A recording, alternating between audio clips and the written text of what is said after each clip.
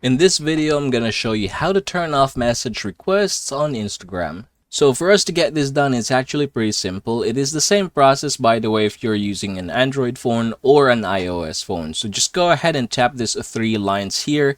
And then what we are going to do is we're going to go ahead and look for messages and story replies. Go ahead and click that one. And then you have here message controls. You can just go ahead and click that as well.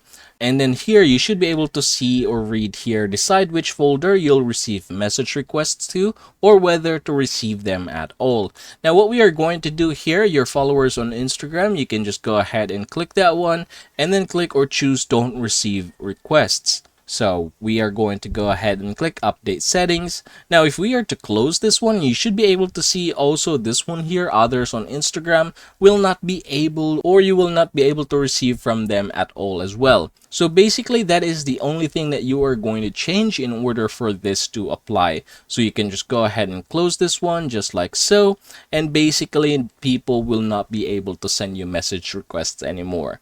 And that is how you are going to get this done, everybody. I hope this video helps you out.